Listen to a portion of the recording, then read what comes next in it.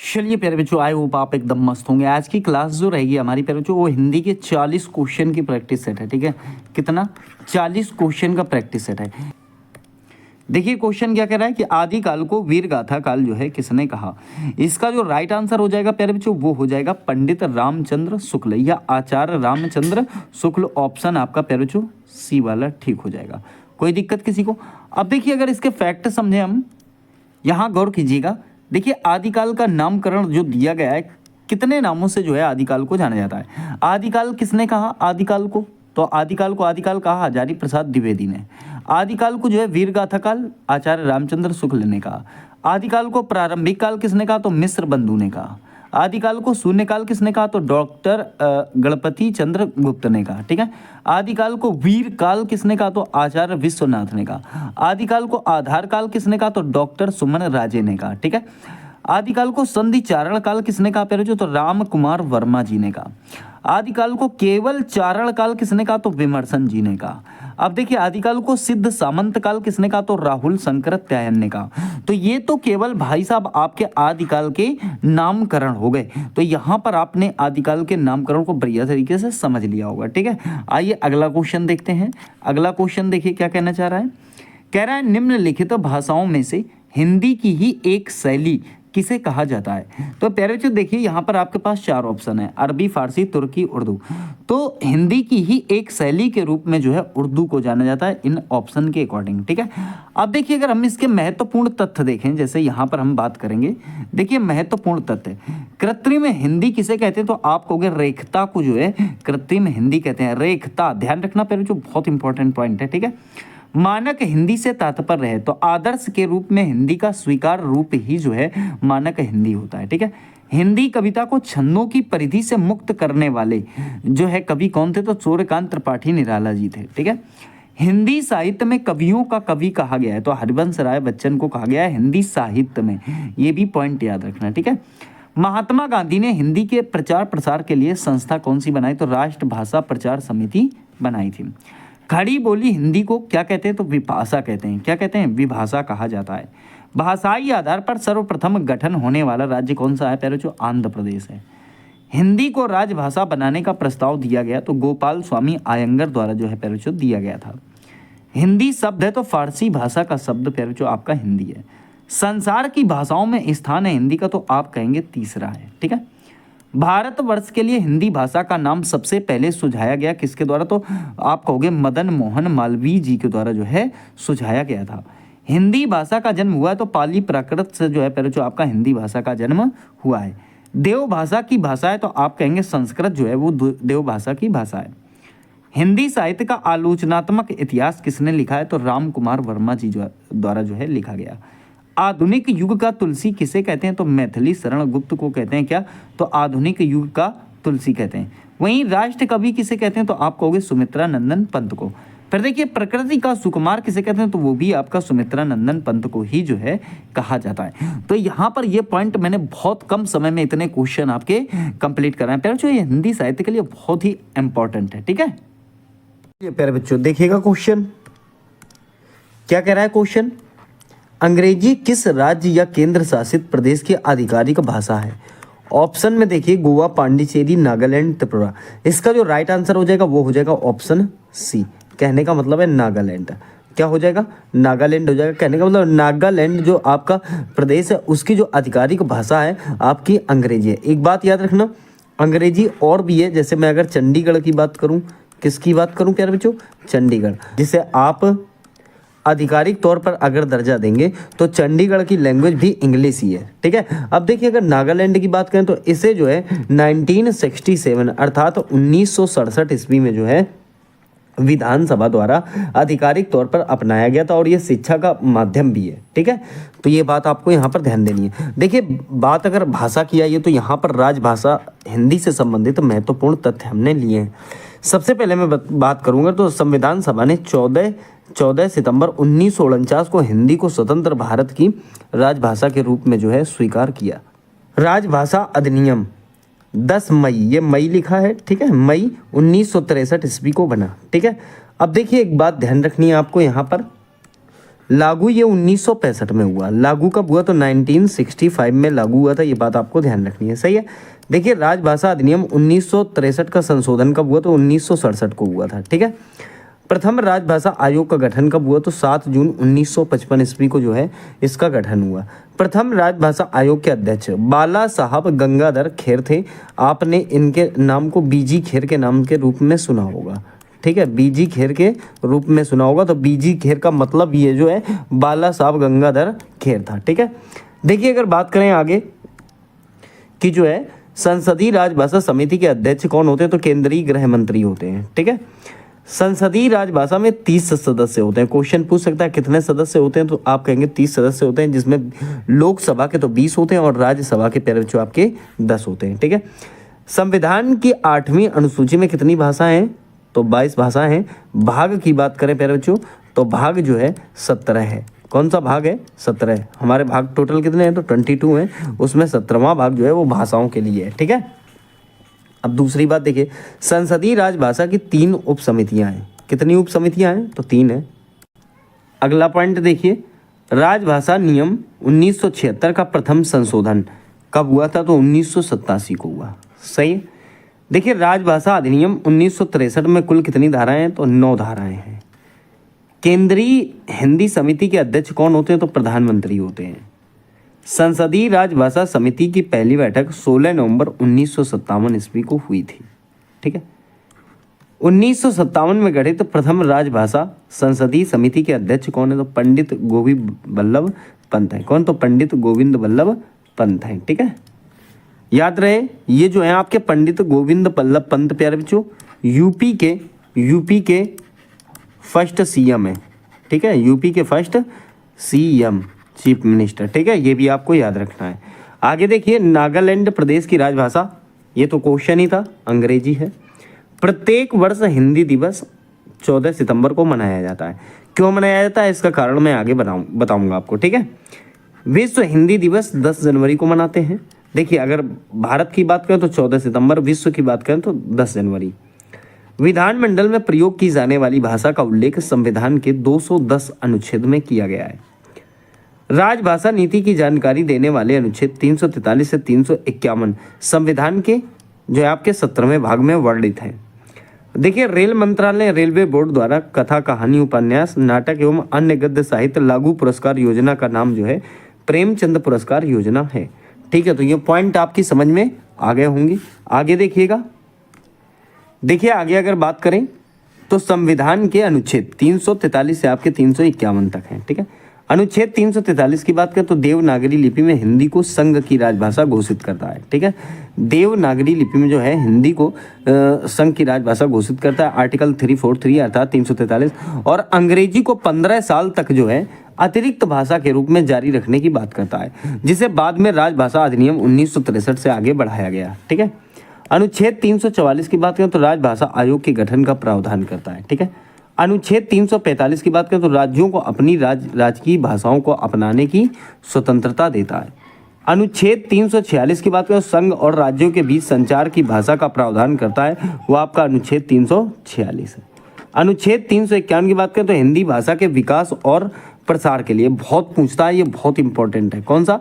तो आपका आर्टिकल जो है 351, ठीक है। क्या हिंदी भाषा के विकास और प्रसार के लिए निर्देश देता है ताकि ये भारत की सामाजिक संस्कृति का माध्यम बन सके और जो है अन्य भाषाओं के तत्वों को आत्मसात कर सके, ठीक है। तो ये बात आपको यहाँ पर ध्यान रखनी है। देखिए मैंने कहा था कि विश्व हिंदी दिवस जो है 10 जनवरी को मनाया जाता है। क्यों मनाया जाता है ये समझिए। देखिए पहला पॉइंट, हिंदी का पहला सम्मेलन जो हुआ 10 से 14 जनवरी 1975 को नागपुर भारत में आयोजित किया गया, ठीक है। आयोजक की बात करें तो राष्ट्रभाषा प्रचार समिति वर्धा थी, इसने जो है इसका आयोजन किया था। मुख्य अतिथि की बात करें तो मॉरिशस के प्रधानमंत्री आए थे, सर शिव सागर राम गुलाम, ठीक है। बौद्ध वाक्य की बात करें जो आपकी थीम है वो क्या? वसुधैव कुटुंबकम, अर्थात पूरी दुनिया एक ही परिवार है। भागीदारी की बात करें तो 30 देशों के 122 प्रतिनिधियों ने इसमें जो है हिस्सा लिया था, ठीक है। कितने कंट्री थे? तो टोटल 30 कंट्री थे। और उसमें से कितने लोगों ने इसमें जो है अपना हिस्सा लिया था? तो 122 प्रतिनिधियों ने जो है इसमें भाग लिया था। किसी को कोई दिक्कत नहीं होगी। देखिए अगर बात करें तो जैसे कि आप जानते होंगे कि यूपी की सेकेंड लैंग्वेज जो है, यूपी की सेकेंड लैंग्वेज अर्थात दूसरी आधिकारिक भाषा कौन सी है? उर्दू है। यूपी का मतलब उत्तर प्रदेश, पहली तो आपकी हिंदी है और दूसरी क्या है? उर्दू है, ठीक है। अब देखिए उसके बाद अगर बात करें तो आंध्र प्रदेश व बिहार में उर्दू को द्वितीय राजभाषा के रूप में घोषित किया गया है, ठीक है। फिर देखिए बात करें तो केंद्रीय अनुवाद ब्यूरो, बहुत इंपॉर्टेंट पॉइंट है, का गठन 1 मार्च 1971 को किया गया था। संविधान सभा में हिंदी को राजभाषा बनाने का प्रस्ताव जो दिया गया था वो गोपाल स्वामी अयंगर ने रखा था, ठीक है। कहाँ? तो संविधान में। ये मोस्ट इंपॉर्टेंट पॉइंट है, ठीक है। उत्तर प्रदेश की एक अन्य लोकप्रिय भाषा उर्दू है, पीछे मैंने बताया आपको। देखिए संवैधानिक भाषाओं की बात करें तो देखिए 22 भाषाओं का उल्लेख भारतीय संविधान के भाग 17 एवं 8वीं अनुसूची में अनुच्छेद 343 से 351 में कौन कौन सी हैं? कश्मीरी है, सिंधी है, पंजाबी है, हिंदी है, उर्दू। कौन सी? 22 भाषाएं, ठीक है, 22 भाषाएं। बंगाली है, असमी है, मलयालम है, गुजराती, मराठी, कन्नड़, तेलुगु, तमिल, उड़िया, संस्कृत, नेपाली, मणिपुरी, कोंकणी, बोडो, डोंगरी, मैथिली, संथाली, ये संथाली है, ठीक है। तो ये इतनी 22 लैंग्वेजेस जो हैं इसमें आती हैं। एक बात और ध्यान रखनी है, हिंदी और अंग्रेजी भारत की केंद्रीय आधिकारिक भाषाएं हैं, ठीक है। क्वेश्चन पूछ, हाँ क्या कहना चाहता है? कह रहा है कि भाई एक के उच्चारण स्थान का नाम बताओ। तो इसका राइट आंसर हो जाएगा ऑप्शन डी। कहने का मतलब है कंठ तालव्य, और कंठ तालु भी बोल सकते हो। क्या बोल सकते हो? कंठ तालु भी बोल सकते हो। किसके उच्चारण स्थान के रूप में? ए के उच्चारण स्थान के। तो ऑप्शन आपका डी ठीक हो जाएगा। आइए अब इसके पूरे फैक्ट समझते हैं। यहाँ पर देखिए बात हम करेंगे पहले बच्चों स्वर की। देखिए जिन वर्णों का उच्चारण स्वतंत्र रूप से होता है वे स्वर कहलाते हैं, ठीक है। अर्थात आप ऐसा कह सकते हो जिन्हें बोलने के लिए हमें किसी अन्य ध्वनि की आवश्यकता नहीं होती, वो स्वर कहलाते हैं। स्वर की संख्या प्यारे बच्चों कितनी होती है? तो 11 होती है। वैसे टोटल तो 13 होते हैं, लेकिन 11 रखना, ठीक है। इसमें कौन से हटा दिए जाते हैं 13 में से? तो एक जानते होंगे आप, अंक हटा देते हैं, और एक प्यारे बच्चों आहा, ये दोनों जो है नहीं ऐड करते इसमें। तो टोटल कितने हो गए आपके? टोटल 11 हो गए। देखिए छोटा हो गया, बड़ा हो गया, छोटी, बड़ी, छोटे ऊ, बड़े ऊ, ऋ, ए, ऐ, ओ, औ, और अंक आहा नहीं काउंट किए जाते, ठीक है। तो कितने हो गए ये पहले जो आपके? 11 हो गए।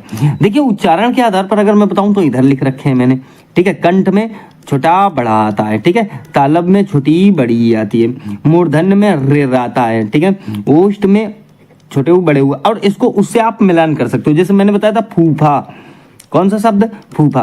तो फा वाला जो है प्यारे बच्चों, फा वाला किसका आ जाता है? तो आप कहेंगे सर ओष्ठ का आ जाता है। किसका आ जाता है? फा वाला ओष्ठ का ही तो है।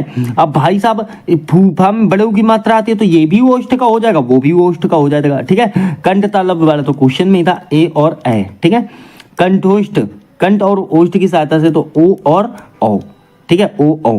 तो इस प्रकार से आप यहाँ उच्चारण के स्थान पर समझ सकते हैं। अब देखिए ये जो अंक और आहा हटे हुए हैं इनको हम क्या बोलते हैं? तो अयोगवाह बोलते हैं। क्या बोलते हैं प्यारे बच्चों? अयोगवाह, क्योंकि ये अनुस्वर है, ठीक है। अनुस्वर अंक है और विसर्ग आहा है। प्यारे बच्चों ये तो ना तो हिंदी में आते हैं और ना स्वर में आते हैं ना ही व्यंजन में आते हैं। हिंदी में तो खैर आते ही हैं, लेकिन ना तो स्वर में आते हैं और ना ही व्यंजन में आते हैं। तो ये बात आपको यहाँ पर ध्यान रखनी है बढ़िया तरीके से। अब देखिए मैं अगर बात करूं कि भाई ऐसा स्वर कितने प्रकार के होते हैं प्यारे बच्चों? स्वर कितने प्रकार? आप कहोगे स्वर 3 प्रकार के होते हैं। कितने होते हैं प्यारे बच्चों? 3 प्रकार के। अब ये तीनों हैं कौन से? देखिए कौन कौन से हैं? तो ह्रस्व स्वर हो गया एक, यहाँ पर देखिए एक हो गया दीर्घ स्वर, एक हो गया प्यारे बच्चों आपका प्लुत स्वर। ह्रस्व स्वर कौन सा होता है? ठीक है, ह्रस्व स्वर कौन सा होता है? आपको जिनको बोलने में कम से कम समय लगता है, जैसे आ, ई, उ, ऋ, ठीक है। ये 4 वर्ड आएंगे। कितने आएंगे प्यारे बच्चों? आप कहोगे 4 वर्ड, ठीक है। दीर्घ स्वर जिनको बोलने में ह्रस्व स्वर से 2 गुना समय लगे, बड़ा, बड़ी, छोटे ऊ, मतलब बड़े ऊ, ए, ऐ, ओ और औ। तो ये प्यारे बच्चों आपके साथ होंगे। कायदे में तो 11 हो गए, लेकिन एक प्लुत स्वर होता है प्यारे बच्चों जो ध्यान देना है आपको। ये जैसे आ में तो बड़ा लगा हुआ है ना, ओम में यहाँ पर आपको दिख रहा है राम, इस प्रकार का जो ये इस प्रकार का दिखता है ना, इस प्रकार का, इसे आप क्या बोलते हो? तो इसे आप बोलते हो सर वर्तुल रेखा। कौन सी रेखा बोलते हैं हम इसे? वर्तुल रेखा बोलते हैं। ये ध्यान रखना, मोस्ट इंपॉर्टेंट पॉइंट है, ठीक है। तो ये जो वर्तुल लगा होता है प्यारे बच्चों इसे हम प्लुत स्वर बोलते हैं, ठीक है। कोई दिक्कत तो नहीं किसी को? आगे आ जाओ। देखिए यहाँ 3 चीजें और दी गई हैं। एक तो क्या? अग्र स्वर, एक मध्य स्वर और एक पश्च स्वर, ठीक है। देखो एक बात ध्यान दो, ध्यान ये देना है कि जैसे अगर मैं बताऊं आपको तो ये जीवा के आधार पर है। किसके आधार पर प्यारे बच्चों? जीवा के आधार पर। ठीक है, तो जीवा के आधार पर भी ये 3 प्रकार के होते हैं, छोटी बड़ी ए और ऐ। ये किस में आते हैं? तो प्यारे बच्चों अग्र स्वर में आते हैं। मध्य स्वर में केवल आप छोटा आ ध्यान देंगे। कौन सा? छोटा आ ध्यान देंगे। ठीक है, और पश्च स्वर में देखिए बड़ा, छोटे ऊ, बड़े ऊ, ओ और औ। ठीक है, तो कितने हो गए? 5 हो गए। ये कितने हो गए? 5 हो गए। कहीं कहीं प्यारे बच्चों इसमें ये वाला आ भी दिखा देता है, तो इसे भी ध्यान रखना, अगर आ जाए तो लगा देना। ठीक है, तो कितने हो जाएंगे? फिर आपके 6 हो जाएंगे। तो कोई दिक्कत तो नहीं किसी को। अग्र स्वर, मध्य स्वर और आपका पश्च स्वर किसके आधार पर प्यारे बच्चों? जीवा के आधार पर। ठीक है, आ जाओ। अब देखिए यहां पर कुछ चीजें और बताई गई हैं। ठीक है, देखो ये समृत स्वर है, ये आपके अर्ध समृत हैं, ये विवृत हैं, ये आपके अर्ध विवृत स्वर हैं। इनको भी ध्यान रखना प्यारे बच्चों।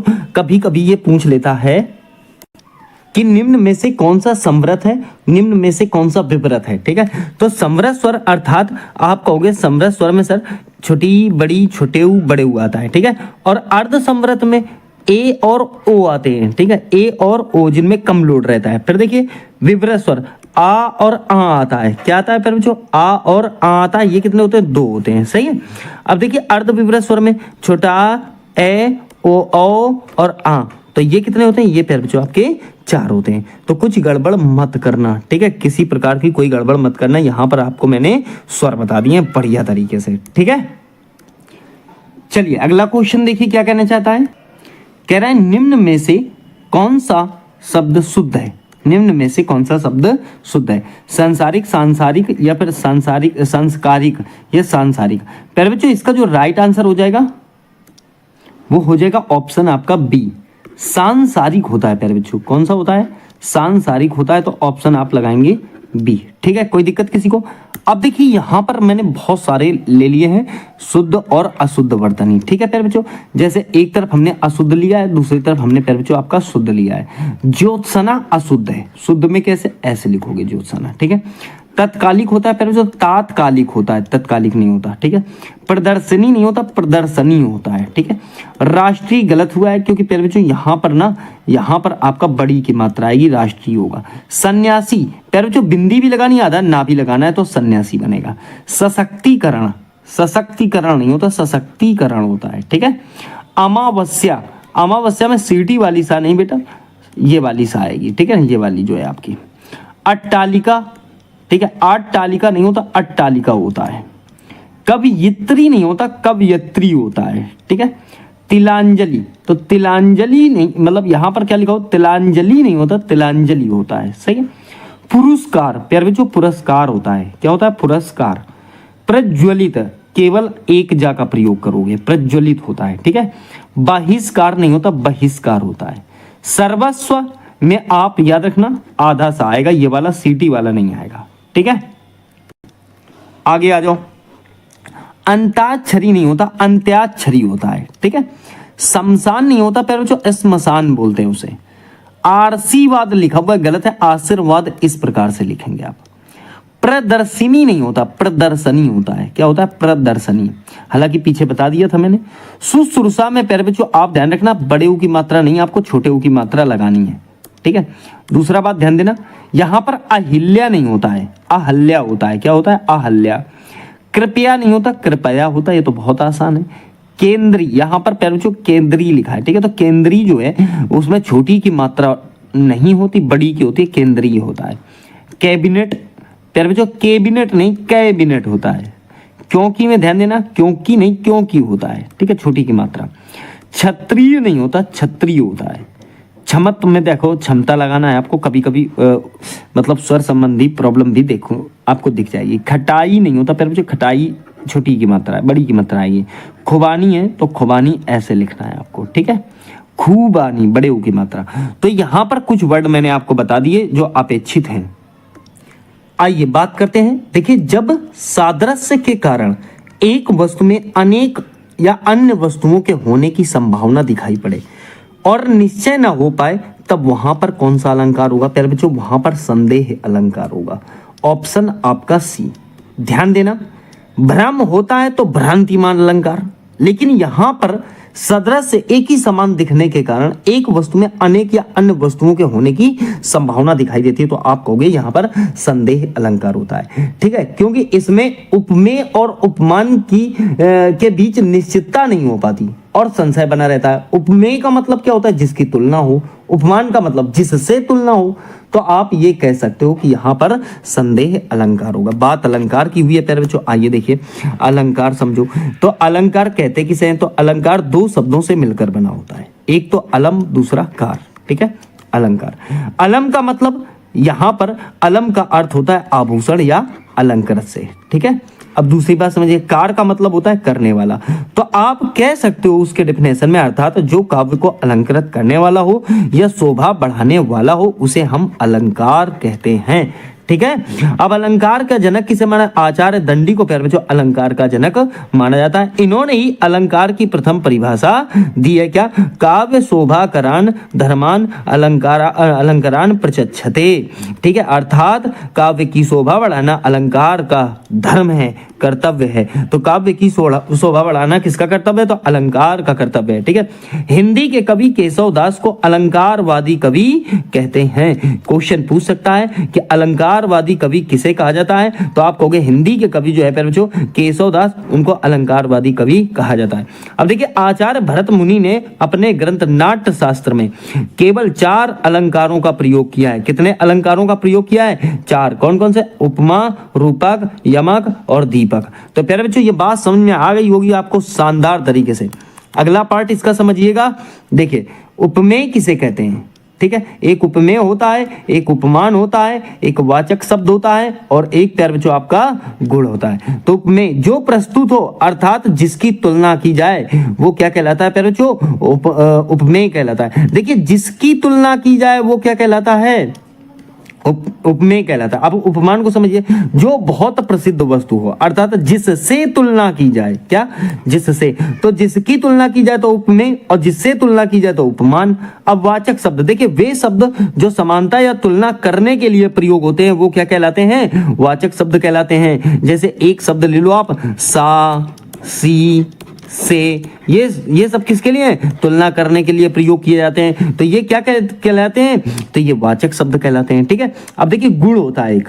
ठीक है, गुण होता है क्या? उपमेय उपमान के एक समान गुणों को दिखाने वाले शब्द साधारण धर्म कहलाते हैं या फिर गुण कहलाते हैं। तो चाहे तो आप साधारण धर्म बोल दो और चाहो तो आप प्यारे बच्चों गुण बोल दो। बताओ, देखिए उदाहरण समझ लो। जैसे मुख चंद्रमा सा सुंदर है। कैसा सुंदर है प्यारे बच्चों? चंद्रमा सा सुंदर है। ऊपर दिए गए उदाहरण में चेहरे की तुलना चांद से की गई है। किससे की गई है? चेहरे की तुलना चांद से की गई है। तो आप कह सकते हो कि इस वाक्य में मुख जो है प्यारे बच्चों वो उपमेय है और चंद्रमा जो है प्यारे बच्चों ये आपका उपमान है और सुंदर शब्द जो है आपका, जो सुंदर शब्द है ये साधारण धर्म है और जो यहाँ पर सा है ये आपका वाचक शब्द है। बताओ समझ में आ गई बात? हमेशा एग्जाम्पल ही नहीं पूछे जा सकते, कभी कभी उसका इतिहास भी और उसका साहित्य भी पूछ लिया जाता है एग्जाम में। तो साहित्य याद करके जरूर जाना।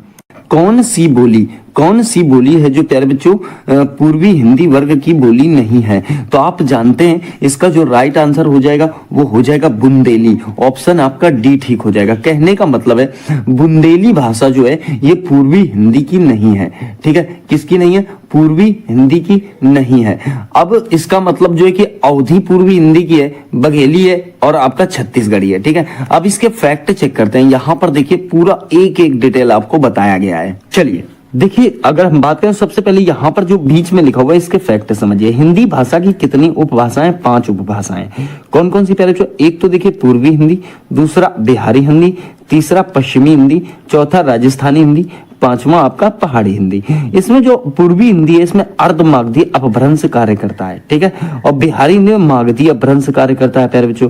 ठीक है, पश्चिमी हिंदी में सौर सैनीय अपभ्रंश होता है, राजस्थानी में भी सौर सैनीय अपभ्रंश होता है, पहाड़ी में खस सौर सैनीय अपभ्रंश होता है। तो यहाँ पर जो आप 5 भाषाएं देख रहे हो, एक तो ये हो गई, ठीक है, दूसरी प्यारे बच्चों ये हो गई, तीसरी ये हो गई, चौथी आपकी ये हो गई, 5वीं आपकी ये हो गई।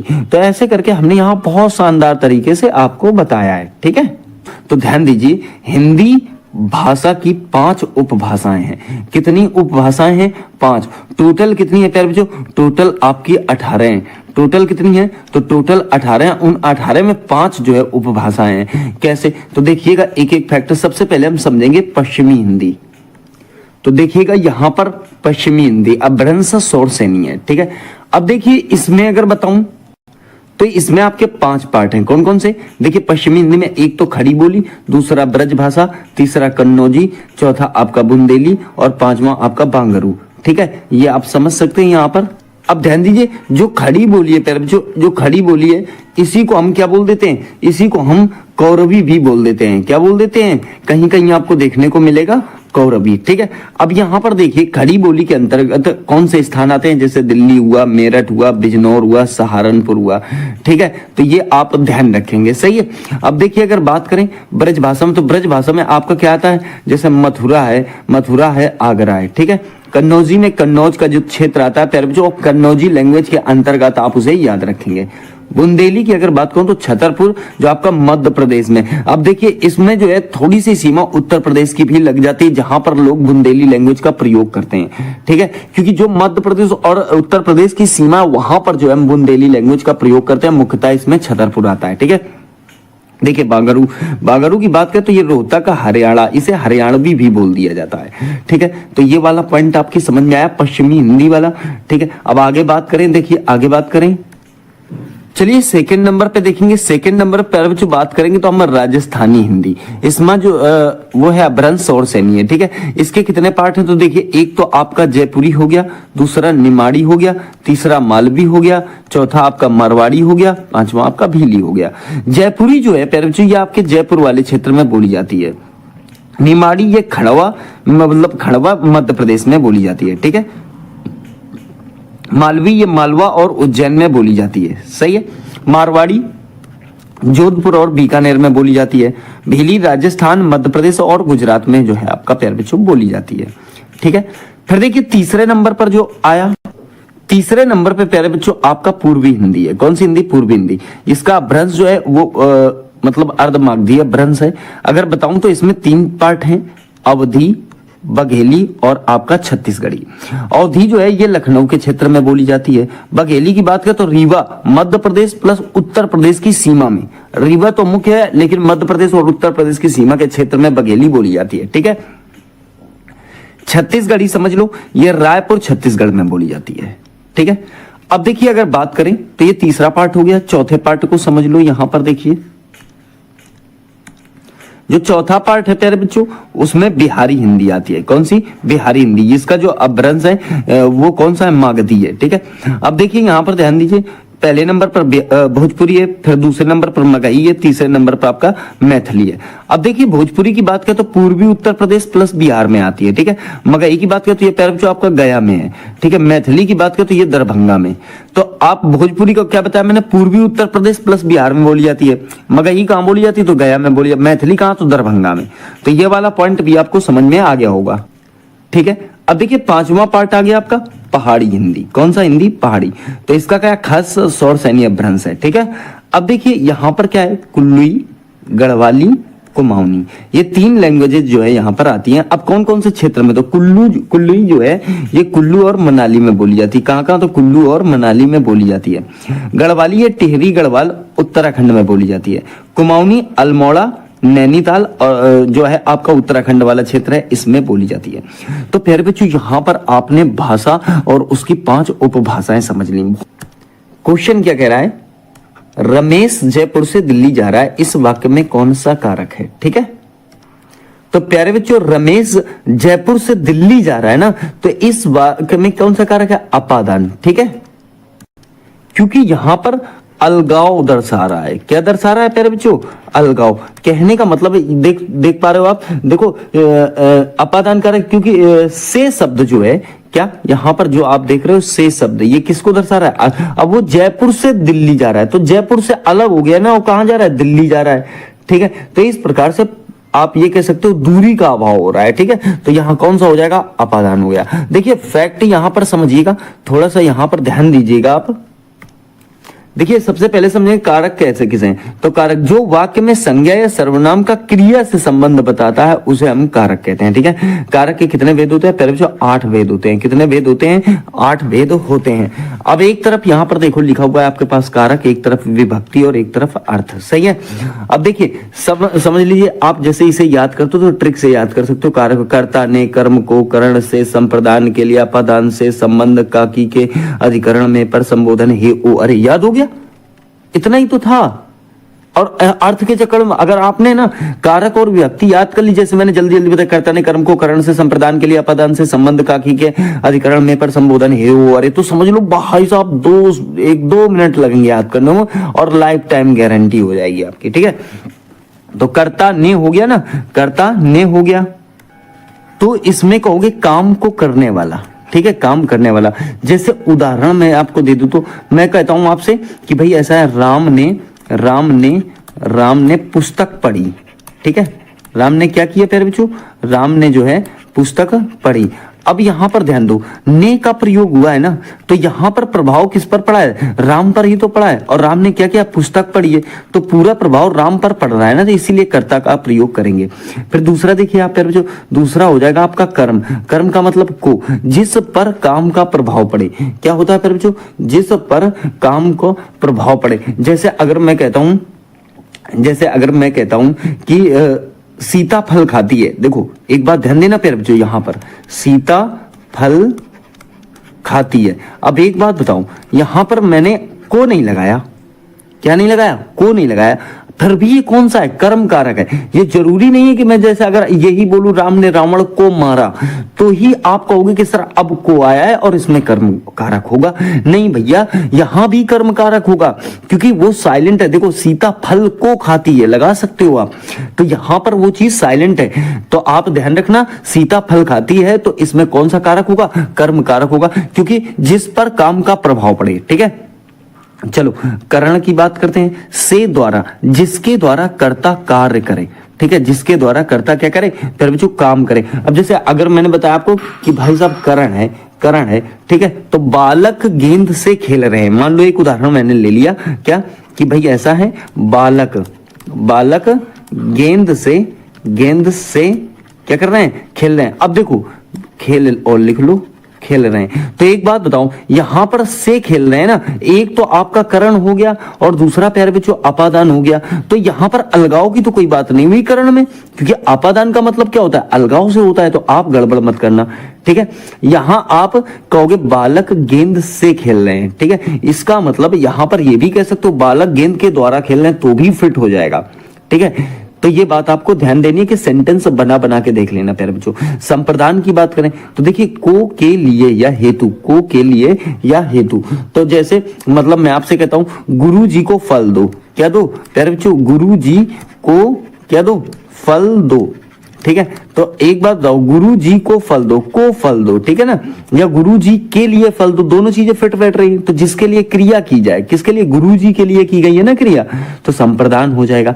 अपादान से मैंने बताया आपको, दूल्हा जो है घोड़े से गिरा, तो दूल्हा क्या हुआ? घोड़े से गिरा प्यारे बच्चों। तो दूल्हा जो है घोड़े से अलग हो गया ना, तो वहां पर दूल्हा अलग हो गया और घोड़ा अलग हो गया। अब पता है घोड़ा तो भाग जाएगा, दूल्हा अस्पताल पहुंच जाएगा, कितना अलग हो गया। ठीक है, चलिए संबंध की बात करें तो का, की, के, रा, री, रे, अन्य पदों से संबंध हो जाएगा। क्या हो जाएगा? अन्य पदों से क्या हो जाएगा प्यारे बच्चों? संबंध हो जाएगा। जैसे यह कमला की गाय है। ठीक है, ये एक सेंटेंस है। कौन सा? यह कमला की गाय है। तो देखो कमला की गाय है ना, ठीक है, कमला का गाय से संबंध प्रकट हो रहा है कि नहीं हो रहा है? तो यहां पर अन्य पदों से संबंध हो रहा है ना। फिर देखिए अधिकरण, देखिए जैसे पेन में स्याही है, तो एक बात बताओ, क्रिया का आधार हुआ, क्या हुआ? में या पर। याद रहे पेन में से आई है ना, तो यहां पर में का प्रयोग किया गया है। किसका प्रयोग किया गया है? में का प्रयोग किया गया है प्यारे बच्चों। ठीक है, कमरे में टीवी रखा है। और याद रखना यहां पर कारक शुद्धि जो है आपको अशुद्धि भी देखने को मिलेंगी, कारक से संबंधित अशुद्धि और अशुद्धि। जैसे मैं कहता हूं पेन पर से आई, तो पेन पर थोड़ी से आई होती है, पेन पर का मतलब ऊपर लपेट दिया आपने से आई। ठीक है, पेन में से आई होगी। ठीक है, चलो संबोधन, हे, ओ, अरे, ये सारी चीजें जो है किसी को पुकारना या बुलाना के लिए प्रयोग की जाती हैं। जैसे कि आप कह सकते हो, अरे भैया क्यों रो रहे हो। ठीक है, क्या कहा मैंने, अरे भैया क्यों रो रहे हो। तो जैसे आप ध्यान दो, अरे भैया, तो एक बात बताओ, अरे भैया के बाद आप ये लगाते हो ना, ये लगाते हो, क्यों रो रहे हो, तो ये वाला जो है ये संबोधन का ही तो है जो चिन्ह लगा हुआ है। ठीक है ना, तो इस प्रकार से प्यारे जो आपको मैंने बहुत कम समय में कारक बता दिए। चलिए अगला क्वेश्चन देखिए। क्वेश्चन कह रहा है हिंदी साहित्य के इतिहास लेखन की परंपरा का सूत्रपात किसने किया था।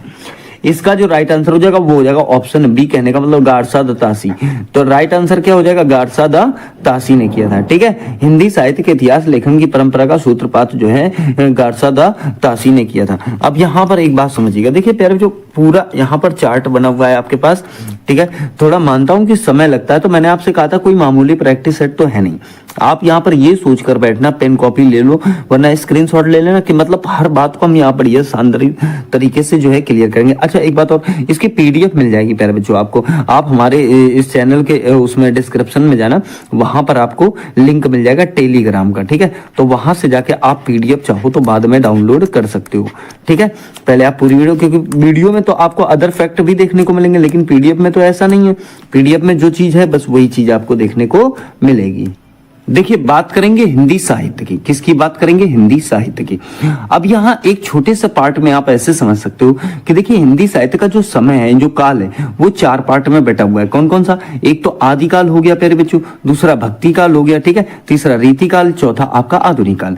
आदिकाल को ही ना, आदिकाल को ही जो है प्यारे बच्चों आपका वीर गाथा काल कहा जाता है। कौन सा काल कहा जाता है, तो आप कहोगे सर वीर गाथा काल कहा जाता है। भक्ति काल को पूर्व मध्यकाल कहा जाता है। क्या कहा जाता है, तो आप कहोगे सर पूर्व मध्यकाल कहा जाता है।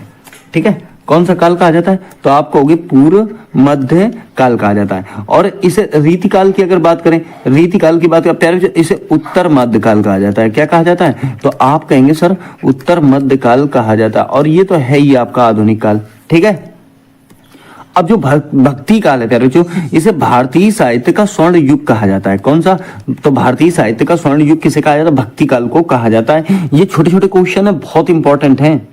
अब ये जो विभाजन है प्यारे बच्चों, ये जो विभाजन किया गया हिंदी साहित्य का, आप 4 पार्ट में देख रहे हो, ये किसके अनुसार है, तो आप एक राइटर का नाम याद रखना, उनका नाम है प्यारे बच्चों आचार्य रामचंद्र शुक्ल। ठीक है, कौन से शुक्ल हैं, तो आचार्य रामचंद्र शुक्ल के द्वारा। वरना और भी काल विभाजन अन्य राइटरों द्वारा किए गए हैं, लेकिन इनका बहुत ही ज्यादा इंपॉर्टेंट और प्रसिद्ध है एग्जाम की दृष्टि से। वहीं इनके समय की बात करूं जो आदिकाल का था, तो ठीक है मैं संवत की बात कर रहा हूं, क्योंकि उसमें अगर आप पूर्व में जाओगे तो आपको दूसरा काल देखना पड़ेगा। मैं संवत बता रहा हूं आपको।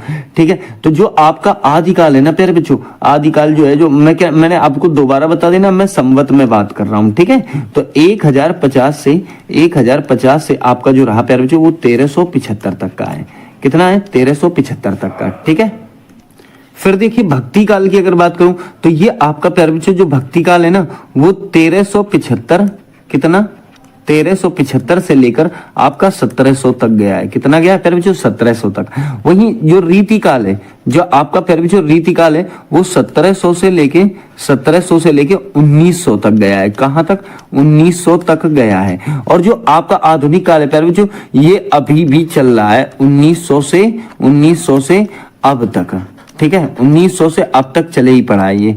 ठीक है, तो ये बताओ, ये बात आपको समझ में आ गई होगी 4 पार्टों की। ठीक है, अब देखिए अब यहाँ पर हम कुछ कवि लेके आए हैं आपके लिए जो बहुत इंपॉर्टेंट है। ठीक है, ये होता क्या है प्यारे बच्चों, ये जो है कि ये जैसे आदिकाल की बात करें तो आदिकाल के जो कवि हैं, जैसे आप देख रहे हो यहाँ पर जगनिक दिखेंगे, क्या दिखेंगे, नरपति नाल हैं, ठीक है, चंद्र बरदाई हैं, दलपति विजय हैं प्यारे बच्चों। तो जगनिक जैसे परमाल रासो इनकी रचना हो गई। ठीक है, नरपति बीसल देव रासो हो गई, चंद्र बरदाई पृथ्वीराज रासो हो गई, दलपति विजय खुमान रासो हो गई। ठीक है, तो आदिकाल में कोई सिर्फ यही कवि थोड़ी है। ठीक है, जैसे अगर मैं बात करूं और भी स्वयंभू है, अब्दुल रहमान है, स्वयंभू की पुमऊ चरऊ है, अब्दुल रहमान की संदेश रासक है, हेमचंद्र की जैन रचनाएं हैं, सारगंधर है उनकी हमीर रासो है, नल सिंह की विजयपाल रासो है, जल कवि की आपकी बुद्धि रासो है, फिर जो विद्यापति पदावली, कीर्ति लता, कीर्ति पताका, अमीर खुसरो की पहेलियां, दोहे, खड़ी बोली रचनाएं, तो ये सारी मैंने आपको बता दी हैं। ठीक है, अब देखिए प्यारे जो आदिकाल था तो उसमें वीरता से संबंधित रचनाएं हुआ करती थी।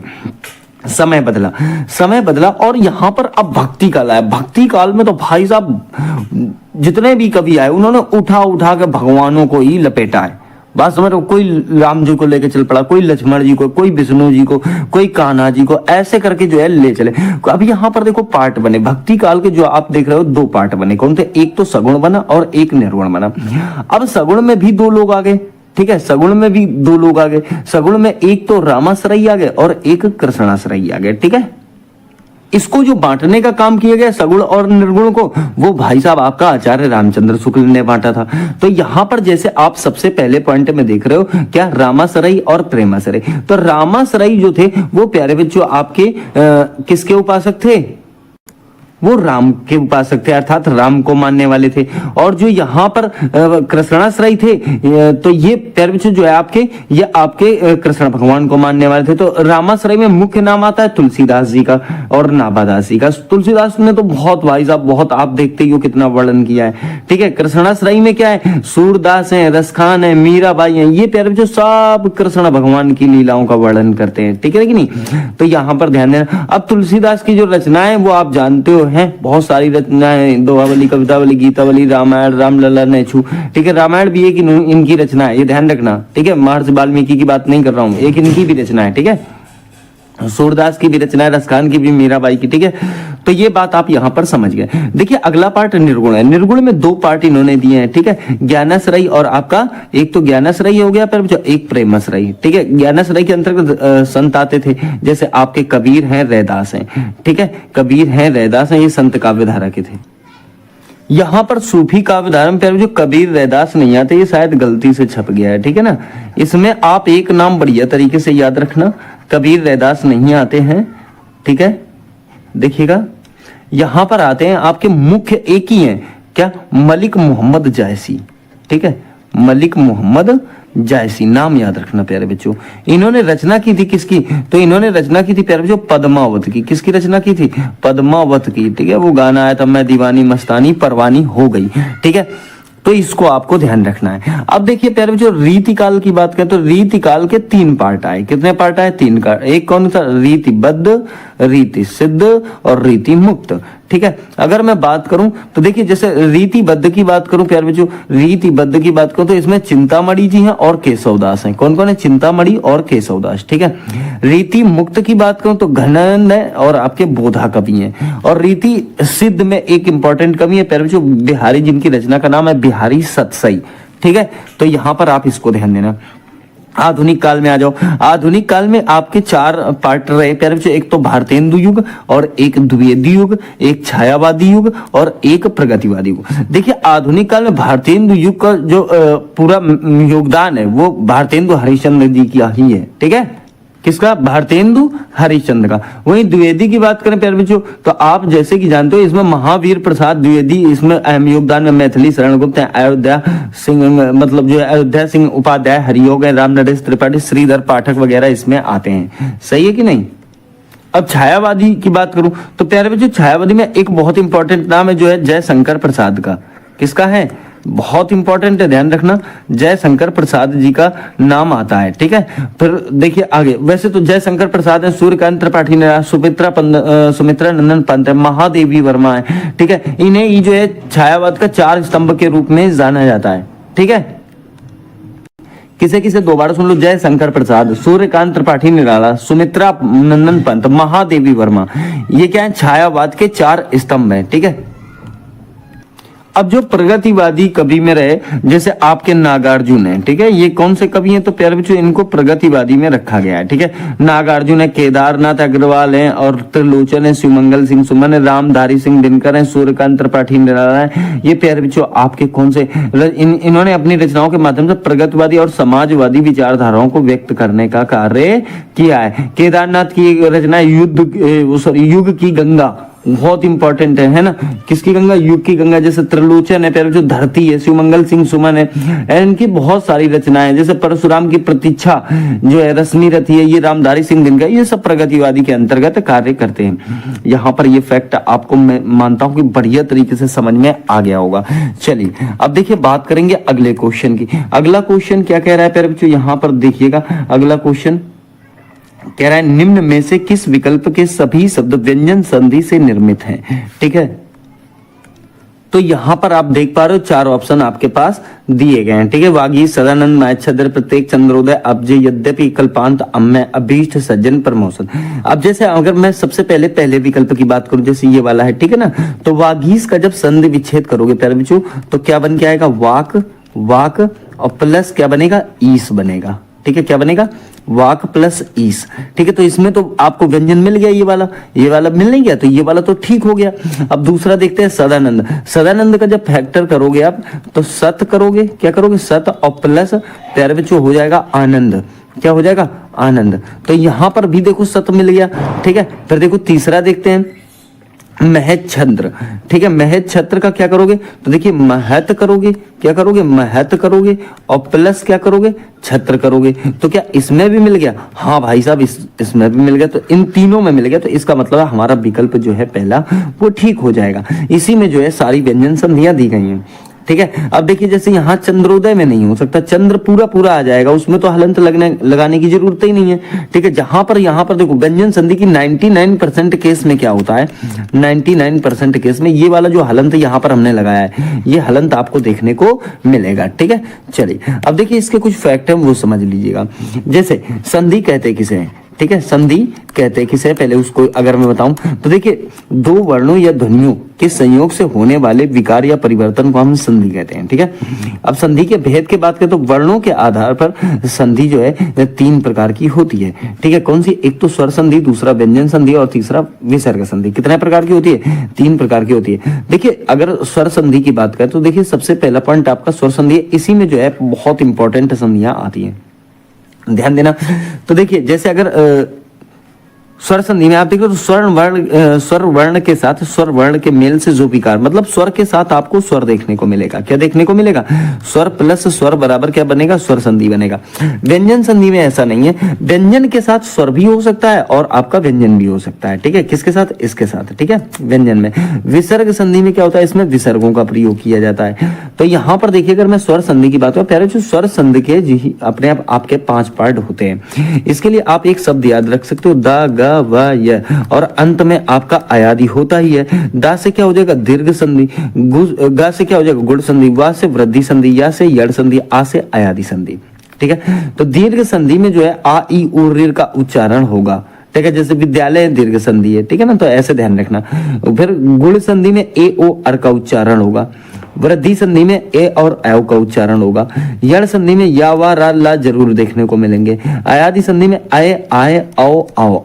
इन चीजों का आपका देखना, ये एक प्रकार से ट्रिक्स हैं। क्या है प्यारे बच्चों, ये उसे पहचानने की ट्रिक्स हैं। अगर आप बढ़िया तरीके से समझते हो उस चीज को तो बहुत ही ज्यादा आपके लिए कारगर रहेगा। ठीक है, चलिए तो बात करेंगे, क्वेश्चन अगला है, संधि और समास में क्या समानता है। तो इसका जो राइट आंसर हो जाएगा, देखिए वो हो जाएगा ऑप्शन डी। कहने का मतलब है दोनों ही शब्दों को संक्षिप्त करते हैं। क्या करते हैं, दोनों शब्दों को संक्षिप्त करते हैं। ठीक है, अब देखिए बात अगर समास की हुई है, संधि में पीछे बता चुका हूं, समास समझिएगा। सरल भाषा में कहें तो 2 या 2 से अधिक शब्दों से मिलकर बने नए व छोटे शब्द को समास कहते हैं, जिसका शाब्दिक अर्थ क्या होता है, संक्षिप्तीकरण होता है। ठीक है, तो संक्षिप्तीकरण को भी समास कहते हैं। समास कितने प्रकार के होते हैं प्यारे बच्चों, 6 प्रकार के। कौन कौन से, अव्ययी भाव समास, तत्पुरुष, द्वंद्व, द्विग, बहुब्रीहि और आपका कर्मधारय। एक बात ध्यान देना कि जो तत्पुरुष समास होता है इसके अपने आप में जो है 6 प्रकार होते हैं। कितने प्रकार होते हैं तत्पुरुष के, 6। कौन कौन सा, एक तो कर्म तत्पुरुष होता है। ठीक है, कौन सा, कर्म, और एक होता है करण तत्पुरुष, एक कौन सा, करण, और एक होता है आपका संप्रदान। ठीक है, संप्रदान। एक कौन सा होता है, अपादान, एक होता है प्यारे बच्चों आपका अपादान। ठीक है, कितने हो गए, 4 हो गए। एक होता है संबंध। ठीक है, कौन सा, संबंध तत्पुरुष, और एक होता है आपका अधिकरण। तो कितने हो गए, ये 6 हो गए। ठीक है, अब सब एक एक करके समझते हैं। देखिए अव्ययी भाव समास, इसमें पहला पद क्या होता है, अव्यय होता है, जिसमें उसका रूप नहीं बदला जा सकता। ठीक है, और याद रखना इसमें पुनरुक्ति की संभावनाएं बनी रहती हैं। ठीक है, किसकी संभावना, तो पुनरुक्ति हो सकती है। देखिए यथाशक्ति, प्रतिदिन, ये इसके उदाहरण है। तो अव्ययी भाव का मतलब क्या होता है? जिसका पहला पद अव्यय होता है। तत्पुरुष, दोनों पदों के बीच कारक चिन्ह का लोप होता है। ये कारक ही तो हैं, जैसे आपने पढ़े होंगे कर्ता ने कर्म को करण से संप्रदान के लिए, हैं तो वही तो होते हैं ये। लेकिन इसमें जो है एक कर्ता नहीं होता और एक जो है आपका संबोधन अंत वाला नहीं होता, ठीक है। तो ऐसे करके ये 6 होते हैं, पहला और आखिरी छोड़कर, सही है। अब देखिए जैसे राजकुमार, तो यहाँ का प्रयोग हुआ ना, ठीक है। तो राजा का कुमार, देशभक्ति, देश के लिए भक्ति होती है, ठीक है। फिर देखिए द्वंद्व समास, तो यहां पर क्या है? तत्पुरुष समास में आपने क्या समझा कि कारकों का लोप होगा। द्वंद्व समास में दोनों पद प्रधान होते हैं, इसके बीच में और या एवं आदि से जुड़े होते हैं। जैसे आपको योजक चिन्ह मिलेगा यहाँ पर, ठीक है। माता पिता राधा कृष्ण, ठीक है। सब में नहीं मिलेगा, सब में नहीं मिलेगा, क्योंकि एक शब्द जैसे मान लो सत्य सत्य है, सत्य सत्य, तो सत्य असत्य होता है, सत्य और असत्य, तो और का लोप हो रहा है कि नहीं। तो यहाँ पर योजक नहीं मिल रहा है, 99% केस में आपको योजक मिलेगा। तो इस प्रकार से ध्यान देना है आपको। द्विगु समास की बात करें तो इसमें पहला पद संख्यावाची होता है। ये बहुत जरूरी है कि आप इसको ऐसे समझ सको। क्या होता है? पहला पद संख्यावाची, जैसे त्रिभुज है, चतुर्भुज है आदि जो है इसमें आपको देखने को मिलेंगे। किसमें? तो द्विगु समास में, ठीक है। कोई दिक्कत किसी को? आगे देखिएगा, आगे बहुव्रीहि समास। बहुव्रीहि की क्या क्वालिटी होती है? इसमें दोनों शब्द मिलकर किसी तीसरे विशेष अर्थ की ओर इशारा करते हैं या प्रकट करते हैं, ठीक है। 2 शब्द होंगे, जैसे देखिए चक्रपाणी, ठीक है, चक्र को धारण किए हुए है। लंबोदर, लंबा हो उदर जिसका, ठीक है। गजानन, गज का है आनंद जिसका, अर्थात गणेश। त्रिनेत्र, 3 नेत्र हैं जिसके। नीलकंठ, नीलाय कंठ जिसका। लंबोदर बता दिया मैंने आपको, ऐसे जो है इसमें आपको देखने को मिलेंगे। वहीं अगर बात करें कर्मधारय, इसमें एक पद जो है दूसरे पद की विशेषता बताएगा, ठीक है।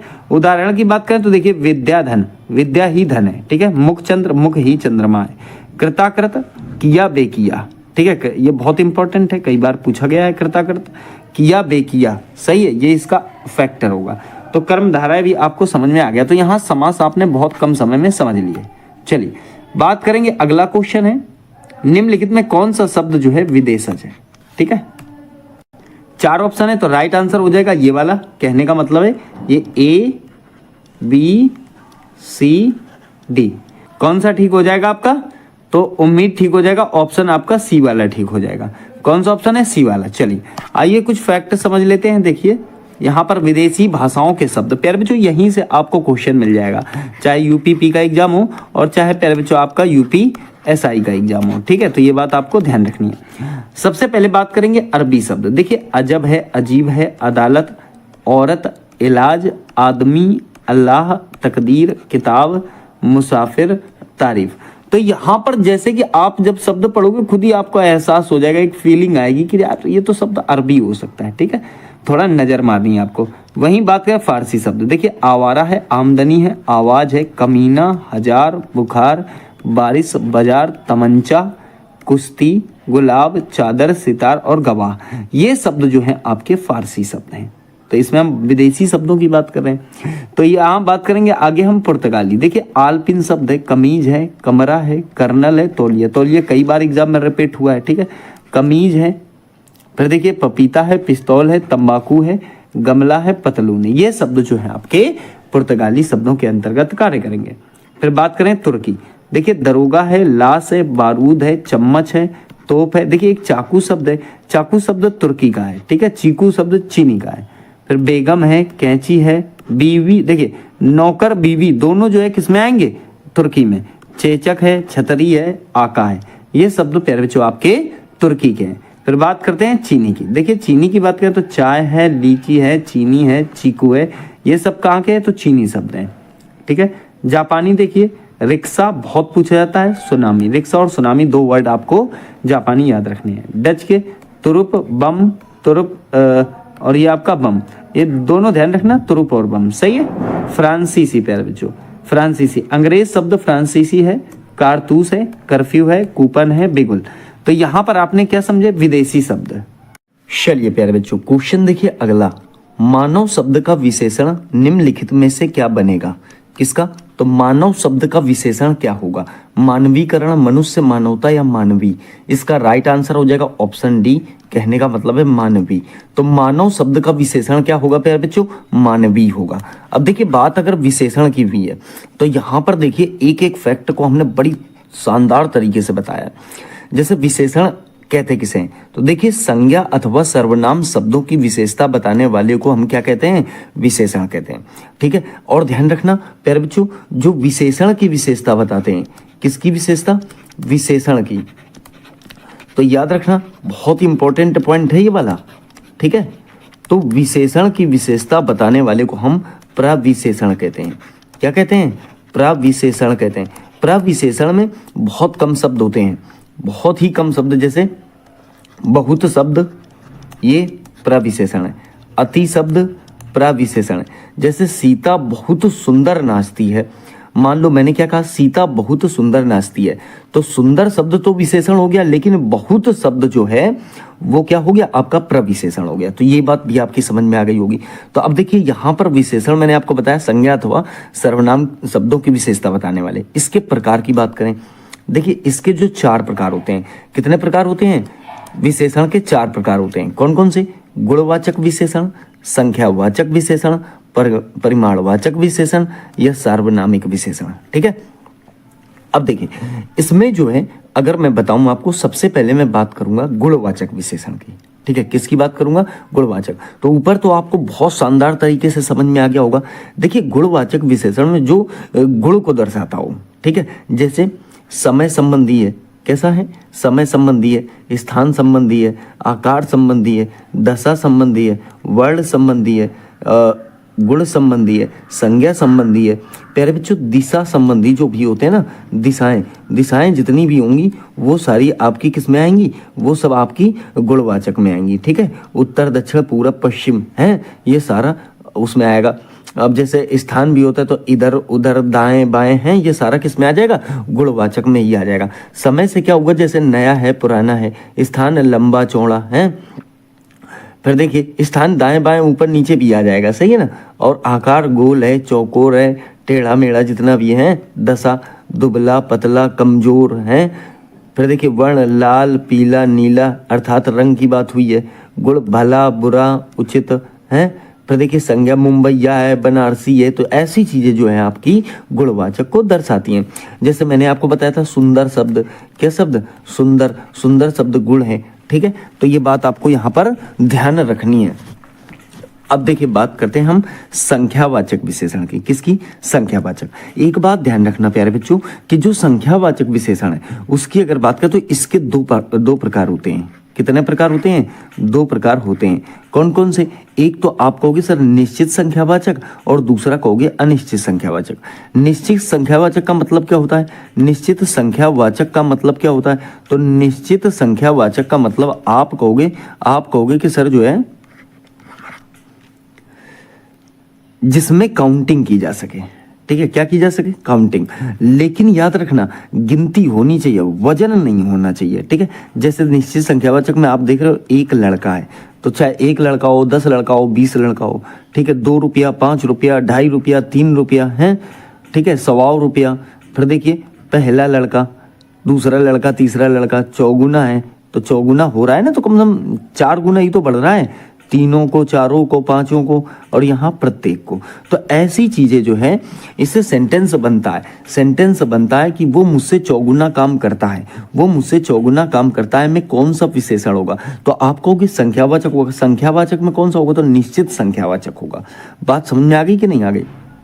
ठीक है, अब यहाँ बात करेंगे अनिश्चित संख्यावाचक की, जो आपका संख्यावाचक का ही पार्ट है। तो देखिए सारे आम, पता नहीं है ना कितने आम, मतलब यहाँ पर चीजें तो संख्यावाचक वाली होंगी लेकिन क्वांटिटी पता नहीं होगी। एक बात याद रखना प्यारे बच्चों, आम को तौला जाता है, ये ठीक है, तो उसे आप परिमाणवाचक में मत ले जाना, क्योंकि आम की गिनती भी की जाती है। ठीक है, अरे कह देते हैं कि भाई 2 आम दे दो हमें, जरूरी थोड़ी कोई यही कहेगा कि हमें 5 किलो आम दे दो। ठीक है, 2 आम दे दो, 4 आम दे दो। ठीक है, लोग कहते नहीं कि यार 1 आम खाने को दे दो, अब ऐसा तो है नहीं कि उससे ये कह दोगे कि भाई ला आधा किलो आम दे दे किसी से मांग रहे हो, तो वो तो वजन के लिए ठीक है कि वजन में मिलता है, लेकिन आम शब्द जो है अनिश्चित संख्यावाचक में जाएगा। जब आप ये कहोगे सारे आम दे दो, कुछ आम दे दो, ज्यादा आम दे दो, अधिक आम दे दो, कम आम दे दो, तो ये क्या है? अनिश्चित संख्यावाचक। पुस्तकों की काउंटिंग की जाती है, असंख्य पुस्तकें, ठीक है। अनेक बकरी, बकरी कोई तौली तो जाती नहीं है कि भाई 5 किलो बकरी दे दो। सारे लोग, करीब 20 लोग, पता नहीं है, करीब लगभग सगभग में बता रहा है ना, तो काउंटिंग नहीं है, सैकड़ों लोग नहीं पता है कितने लोग हैं। तो प्यारे बच्चों निश्चित और अनिश्चित आपकी समझ में आ गया होगा, आ गया कि नहीं? अब जैसे देखिए आगे बात करेंगे, आगे आपके पास आ गया परिमाणवाचक विशेषण। अब देखिए इसके भी दो पार्ट हैं, एक निश्चित परिमाणवाचक, एक अनिश्चित परिमाणवाचक। निश्चित परिमाणवाचक में क्या आ जाएगा आपका? जैसे यहाँ पर देखिए, एक तो ध्यान रखना है क्या रहेगा प्यारे बच्चों, इसमें माप और तौल रहेगा। क्या रहेगा? माप तौल।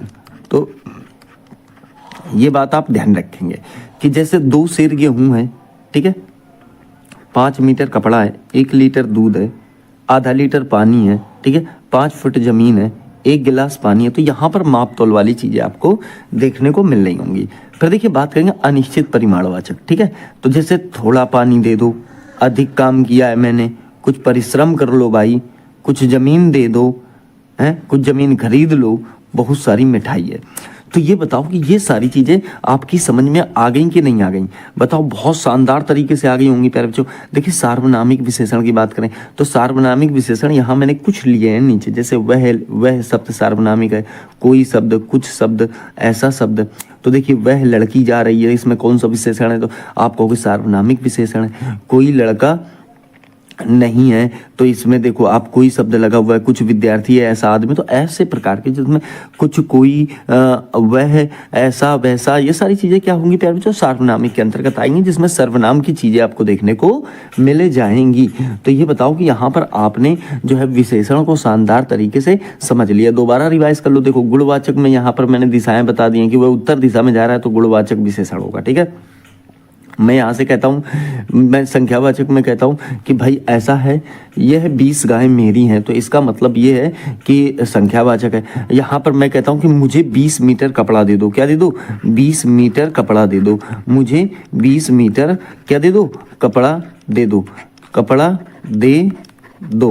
तो इसका मतलब आप ये समझ जाओगे कि यार यहाँ तो मापने की, कपड़ा की तो माप होती है ना। अब ऐसा तो है नहीं कि 20 कपड़ा दे दो, 10 कपड़ा दे दो, 40 कपड़ा दे दो, तो यहाँ तो मापा जाएगा। मापा किस में जाएगा? मीटर में जाएगा। इसका मतलब क्या होगा? परिमाणवाचक हो गया, ठीक है। सार्वनामिक आप जानते ही हो। तो आप प्यारे बच्चों किसी भी प्रकार से कोई गलती मत करना, और इतना ही है, ठीक है। फालतू इसमें रामायण बताने से कोई फायदा तो है नहीं, वरना रामायण तो बहुत सारी होती है। अब इसमें क्वेश्चन कराऊं तो बहुत लंबे क्वेश्चन चले जाएंगे। बस अर्थ है आपको समझना है। अगर समझ गए आप तो इतने में ही आपका काम हो जाएगा, ठीक है। चलिए तो आगे देखिए, आगे बात करते हैं हम अगले क्वेश्चन की तरफ। देखिए क्वेश्चन क्या कहना चाहता है, निम्न में से संदेहवाचक वाक्य कौन सा है? संदेहवाचक वाक्य कौन सा है, ठीक है। तो यहां सेंटेंस बने हुए हैं, देखो क्या वह यहां आ गया? राम का मकान उधर है, भगवान तुम्हें दीर्घायु करे, कृपया शांति बनाए रखें। तो एक बात ध्यान रखना, जब भी प्रश्नवाचक सेंटेंस आपको मिलेगा, कौन सा सेंटेंस मिलेगा? प्रश्नवाचक। तो प्रश्नवाचक जो प्यारे बच्चों वाक्य होते हैं ना आपके, तो वह वाक्य प्रश्नवाचक है, और प्रश्नवाचक वाक्य अक्सर संदेह या अनिश्चितता व्यक्त करने के लिए प्रयोग किए जाते हैं, ठीक है। तो इसका मतलब क्या शब्द आपको देख रहे हो, क्या वह यहाँ आ गया? बात तो क्लियर नहीं हो रही है ना। उसने क्या कहा, क्या वह यहाँ आया है कि नहीं आया है? तो कोई कंफर्म तो नहीं है, और कंफर्म नहीं है तो आप कहोगे यहाँ पर संदेहवाचक है, ठीक है।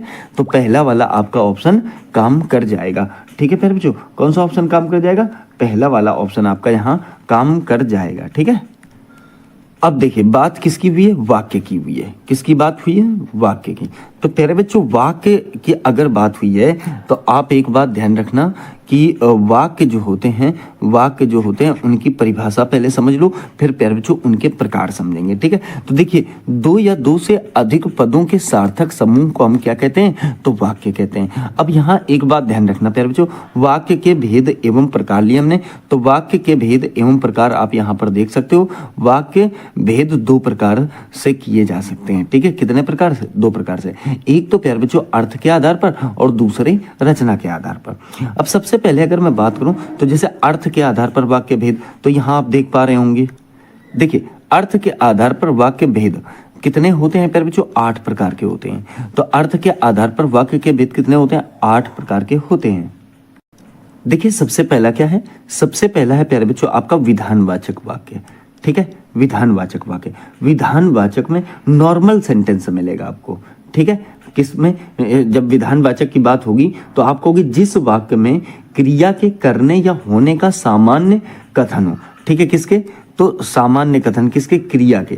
तो इसका संबंध डायरेक्टली किससे होगा, क्रिया से होगा। कहने का मतलब है आप ये कह सकते हो गंगा हिमालय से निकलती है, इसका मतलब नॉर्मल सेंटेंस है ना, विधानवाचक है, विधानवाचक, ठीक है। दूसरा जैसे बात करें निषेधवाचक वाक्य, निषेधवाचक में प्यारे बच्चों नहीं का प्रयोग आपको देखने को मिलेगा। निषेधवाचक में नहीं का मतलब आप ये कह सकते हो कि राम आज विद्यालय नहीं जाएगा, तो ये क्या हो जाएगा, निषेधवाचक हो जाएगा। तीसरा प्यारे बच्चों आपको प्रश्नवाचक वाक्य मिलेगा। प्रश्नवाचक में जैसे कौन, क्या, कब, कहाँ, कैसे, क्या राम तुम्हारा बड़ा भाई है, क्या राम तुम्हारा बड़ा भाई है, तो प्रश्नवाचक वाक्य मिल जाए तो आप समझ लेना प्रश्नवाचक है। देखिए विस्मयादिबोधक वाक्य, तो जैसे आपको जानते हो कि विस्मयादिबोधक में क्या होता है कि विस्मय है, हर्ष है, शोक है, घृणा है आदि के भाव को प्रकट किया जाए, तो उसमें आप देख तो इस चिन्ह का प्रयोग किया जाता है ना विस्मयादिबोधक में, ठीक है। आज्ञावाचक में देखिए, आज्ञावाचक में क्या होता है, अच्छा विस्मयादिवाचक में इसका एक सेंटेंस जैसे आहा कितना सुंदर दृश्य है, तो यहाँ पर देखो आहा आ गया कि नहीं, क्या आहा कितना सुंदर दृश्य है, तो ये समझ लेना कि जब विस्मय का प्रयोग किया गया है तो वो विस्मयादिवाचक वाक्य हो जाएगा।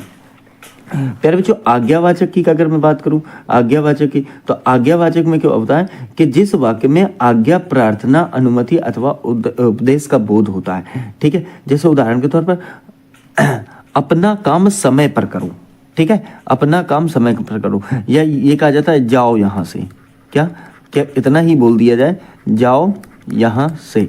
तो एक बात बताओ, यहाँ पर आदेश दिया जा रहा है, आज्ञा दी जा रही है, ठीक है।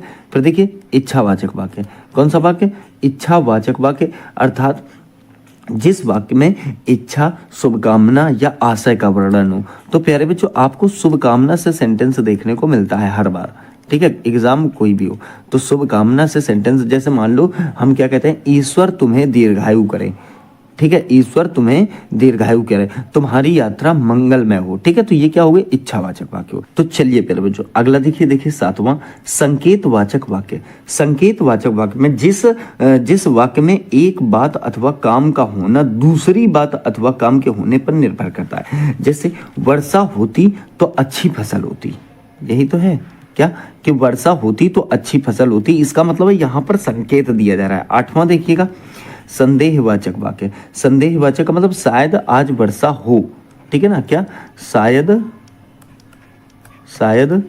आज क्या हो, तो प्यारे बच्चों आप कहोगे वर्षा हो, ठीक है।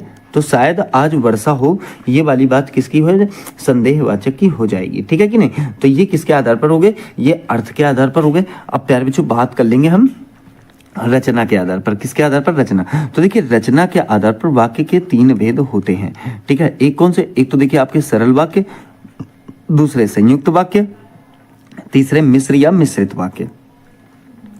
देखिए सरल वाक्य की बात करें, एक उद्देश्य और एक विधेय होता है, ठीक है। तो यहाँ पर एक उद्देश्य और एक विधेय अर्थात क्रिया वाला वाक्य सरल वाक्य कहलाता है। तो एक उद्देश्य और एक विधेय होता है, जैसे सीता पढ़ रही या सीता पढ़ती है, ठीक है। तो सीता शब्द क्या हो गया, उद्देश्य हो गया, विधेय पढ़ती है, ठीक है। तो ऐसे समझ सकते हो। अब देखिए वह पढ़ रहा है, यहाँ पर एक ही तो उद्देश्य है वह, और पढ़ रहा है, इसका मतलब ये टोटल क्या हो जाएगा प्यारे बच्चों, विधेय हो जाएगा, ठीक है। तो यहाँ पर सरल वाक्यों में आपको लगभग एक कर्ता और एक क्रिया मिल जाएगी, ठीक है। फिर देखिए आगे क्रिया के साथ सहायक क्रिया भी होती है। देखिए संयुक्त वाक्य की बात करें तो देखिए इसमें एक से अधिक सरल वाक्य होते हैं जो समुच्चय बोधक अव्यय जैसे और, लेकिन, परंतु आदि से जुड़े हुए देखने को मिलेंगे, ठीक है, ये संयुक्त दो वाक्य जुड़े होंगे, लेकिन याद रहे वो किससे जुड़े होंगे, समुच्चय बोधकों से जुड़े होंगे, ठीक है ना। जैसे उदाहरण, वह पढ़ रहा है और मैं लिख रहा हूं, तो यहाँ क्या हो गया प्यारे बच्चों, और आ गया। इसका मतलब ये वाली बात जो है यह आपकी संयुक्त वाक्य की हो गई। फिर देखिए तीसरा मिश्र वाक्य, इसमें एक प्रधान उपवाक्य और एक या एक से अधिक आश्रित उपवाक्य होते हैं। आश्रित उपवाक्य अक्सर की, जो, जब, यदि जैसे शब्दों से शुरू होते हैं, ठीक है। मैंने कहा कि तुम कल आना, यहाँ पर प्यारे बच्चों की जुड़ा हुआ है ना, तो आप ये समझ लेना कि ये मिश्रित वाक्य है। तो यहाँ पर आपने किसको समझ लिया, यहाँ पर प्यारे बच्चों आपने बहुत आसान तरीके से समझ लिया किसे, वाक्य को। कोई दिक्कत तो नहीं है, ठीक है। चलो आगे आ जाओ। आगे देखिए प्रहार और परिहार। देखो यहां पर ध्यान देना, यहां पर क्या कि एक तो प्रहार है, एक परिहार है। समुच्चरित भिन्नार्थक शब्द का सही अर्थ बताओ, इनका अर्थ बताना है प्यारे बच्चों, ठीक है। तो याद रखना, एक तो होता है कि प्रहार करने का मतलब मारना, एक क्या होता है मारना, और एक परिहार का मतलब होता है त्यागना, ठीक है।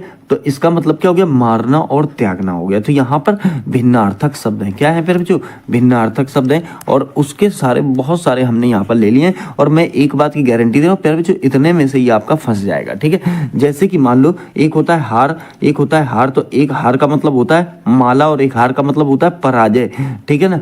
फिर देखिए वार, एक वार का मतलब दिन होता है, एक वार का मतलब क्या होता है हमला होता है, सही है। फिर देखिए हल, एक हल का मतलब समाधान होता है, दूसरे हल का मतलब खेत जोतने वाला यंत्र होता है, ठीक है, आपने देखा होगा। फिर देखिए एक होता है सीना, एक होता है कपड़ा सिल देना, और एक सीना किसे बोलते हैं, छाती को बोलते हैं, सही है। फिर देखिए सुमन, सुमन एक अच्छे हृदय वाला होता है, और एक सुमन बोलते हैं प्यारे बच्चों फूल को, सही है।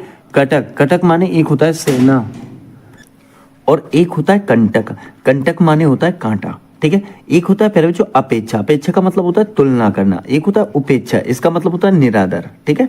देखिए अब्ज होता है, क्या अब्ज माने होता है कमल, और एक अब्द होता है, इसका मतलब होता है प्यारे बच्चों बादल, ठीक है। देखिए ग्रह अगर ऐसे लिख रहे हो तो 9 ग्रह, और ग्रह में अगर ऐसे लिख रहे हो मतलब जैसे उड़ंती नीचे वाली ये ऐसे राह टांग रहे हो, तो इसका मतलब होता है प्यारे बच्चों घर, ठीक है। अंबर, अंबर आकाश अगर आ रहा है प्यारे बच्चों, एक का मतलब आकाश होता है, एक होता है अंबार जिसको बोलते हैं ढेर, ठीक है। एक होता है अनिल, अनिल माने क्या होता है हवा, और अनल माने क्या होता है प्यारे बच्चों आग, ठीक है। फिर देखिए अभय, अभय का मतलब बिना भय के होता है। एक होता है उभय, ठीक है, तो उभयाकार होता है ना, तो दोनों चीजें होती हैं उसमें। फिर देखिए अंश, एक अंश का मतलब हिस्सा होता है, एक और इसका अंश का मतलब होता है प्यारे बच्चों कंधा, ठीक है। फिर एक होता है परीक्षा, परीक्षा का मतलब होता है जांच करना। एक होता है परीक्षा, इसका मतलब होता है कीच या कीचड़, ठीक है। फिर देखिए एक द्रव्य का मतलब होता है प्यारे बच्चों धन, क्या होता है धन, और इस द्रव्य का मतलब क्या होता है, तो कहोगे तरल पदार्थ, ठीक है। चलिए फिर देखिए अगर बात करें तो ग्रह, ग्रह का मतलब क्या होता है नक्षत्र, और इस ग्रह का मतलब क्या होता है निवास। चलो आगे देख लो प्यारे बच्चों, यहाँ पर देखो अनिल बता चुका हूँ, यहाँ पीछे हवा और अग्नि, ठीक है। फिर देखिए दिन का मतलब वार बता चुका हूँ आपको, और एक देखो दिन, एक यहाँ पर जैसे वार वाला एक पीछे बताया था ना, तो वो दिन दीन वाला नहीं दूसरा था, तो यहाँ दिन का मतलब वार होता है और दीन का मतलब गरीब होता है, सही। फिर देखिए सती का मतलब पतिव्रता होता है, और एक इस सती का मतलब शताब्दी होता है। फिर देखिए बहू का मतलब बहुत होता है, और एक बहू अगर इस प्रकार से बड़ी की मात्रा लग जाए तो पुत्र वधू हो जाएगा, ठीक है। पास का मतलब नजदीक या समीप होता है, इस पास का मतलब बंधन होता है, ठीक है। नीर का मतलब प्यारे बच्चों जल होता है, लेकिन नीड़ का मतलब घोंसला होता है। अंब का मतलब प्यारे बच्चों माता होता है, लेकिन अंबु का मतलब क्या होता है, तो जल होता है, सही है। इस अंश का मतलब हिस्सा होता है, और इस अंश का मतलब कंधा होता है। अंगना का मतलब यहाँ पर आंगन से होता है, और यहाँ अंगना का मतलब स्त्री से होता है। यहाँ अली का मतलब भौरा से होता है, और यहाँ अली का मतलब सखी से होता है। अगला पॉइंट समझ, देखिए कली का मतलब यहाँ पर कलयुग से है, और इस कली का मतलब यहाँ पर अधिकलीय फूल से है, ठीक है। आकार का मतलब यहाँ पर बच्चों रूप से है, और यहाँ आकार का मतलब खान पान से है। यहाँ देखिए कपी का मतलब बंदर से है, और इस कपी का मतलब घिरनी से है, ठीक है। चिर का मतलब प्यारे बच्चों यहाँ पर पुराने से, और चीर का मतलब यहाँ पर वस्त्र से है, ठीक है। देखिए ये तरणी का मतलब यहाँ पर प्यारे बच्चों भाग्य से है, और यहाँ तरणी का मतलब क्या है, तो नाव से है। निशान का मतलब प्यारे बच्चों चिन्ह से है, और इस निशान का मतलब झंडे से। तो बताओ यहाँ पर आपको मजा आया होगा कि नहीं, बहुत शानदार मजा आया होगा प्यारे बच्चों। इसमें वही है जो मतलब एग्जाम में दबा दबा के पूछे जाते हैं, ठीक है ना, मोस्ट इंपॉर्टेंट है प्यारे बच्चों। कैसे हैं, तो आप कहोगे सर मोस्ट इंपॉर्टेंट है, ठीक है ना, गड़बड़ी मत करना तनिक भी। चलिए अगला क्वेश्चन देखेंगे। निम्न में से कौन सा शब्द जो है सागर का पर्यायवाची नहीं है? तो देखिए अम्बुद, ये भी सागर का पर्यायवाची है प्यारे बच्चों। रत्नाकर भी है, वारिस भी है, और निर्जर, ये जो है सागर का पर्यायवाची नहीं। तो ऑप्शन जो हमारा ठीक हो जाएगा वो कौन सा ठीक हो जाएगा? आप कहोगे सर डी वाला ठीक हो जाएगा। कौन सा ठीक हो जाएगा? डी वाला। ठीक है, चलिए आ जाओ। देखिए बात करें अगर अटल की, अटल के पर्यायवाची कौन कौन से हैं? अड़िग है, स्थिर है, पक्का है, दृढ़ है, अचल, निश्चल, गिरी, शैल, नग। तो ये प्यारे बच्चों आपके अटल के पर्यायवाची हैं। ठीक है, अवनति आ जाओ। अवनति में देखिए अगर बात करें तो अपकर्ष है, गिराव है, गिरावट, घटाव, ह्रास, ये किसके पर्यायवाची हैं? तो ये अवनति के पर्यायवाची हैं। ठीक है, फिर देखिए इंद्रधनुष आता है। इंद्रधनुष की बात करें तो सुरचाप है, इंद्रधनु है। ठीक है, शक्रचाप है, सप्तवर्ण धनु है। सप्तवर्ण मतलब 7 वर्णों से बना होता है ना, इसलिए इसे सप्तवर्ण भी बोल दिया जाता है। फिर देखिए ईश्वर, जिसे आप भगवान कहते हो, तो देखिए आप क्या कहोगे? परमात्मा है, परमेश्वर है, ईश है, ओम है, ब्रह्म है, अलख है, अनादि है, अज है, अगोचर है, जगदीश, ये सारे प्यारे बच्चों आपके ईश्वर या भगवान के पर्यायवाची हैं। फिर देखिए उल्लू की बात करें तो उल्लूक है, लक्ष्मी वाहन, मोस्ट इंपॉर्टेंट है प्यारे बच्चों, कौशिक, ये भी बहुत इंपॉर्टेंट है, तो ध्यान रखना इस बात को। आ जाओ एकांत की बात करें तो देखिए सुनसान हो जाता है? शून्य भी बोलते हैं, सूना भी बोलते हैं, निर्जन भी बोलते हैं, और विजन भी बोला जाता है। सही है। देखिए ओस की, ये देखिए ओस कई बार एग्जाम में आया है। तो देखिए जैसे तुषार है तो ये हिमकड़ पूछा जाएगा, कई बार एग्जाम में पूछा गया है हिमकड़ किसका पर्यायवाची है, तो आप कहोगे ओस का। ठीक है, फिर देखिए हिमसीकर है, हिम बिंदु है, तो हिनकड़ हो जाता है। तो वैसे तो आप आइडिया लगा सकते हो, इस सब में गोल का कहीं ना कहीं वो दर्शाया गया है। ठीक है, देखिए जैसे बिंदु है, कण है, तो ये सब इसी से तो संबंधित है। तो देखिए कृत्रिम, कृत्रिम का मतलब होता है अवास्तविक। ठीक है, नकली, झूठा, दिखावटी, बनावटी। एक होता है प्राकृतिक, प्राकृतिक गॉड गिफ्ट है, कृत्रिम जो मनुष्य ने बनाया है। ठीक है, फिर देखिए खग, खग की बात करें तो पक्षी आते हैं, चिड़िया आता है, पखेरु आता है, द्विज आता है, पंछी आता है, विहंग है, और शकुनी, ये आपके किसके हैं? तो खग के आपके पर्यायवाची अर्थात पक्षी के पर्यायवाची हैं। चलिए खल की बात करें तो देखिए सठ, जैसे बदतमीज कहते हैं ना, सत है, दुष्ट है, धूर्त है, दुर्जन है, कुटिल है, नालायक है, अधम, ये सब आपके खल के पर्यायवाची हैं।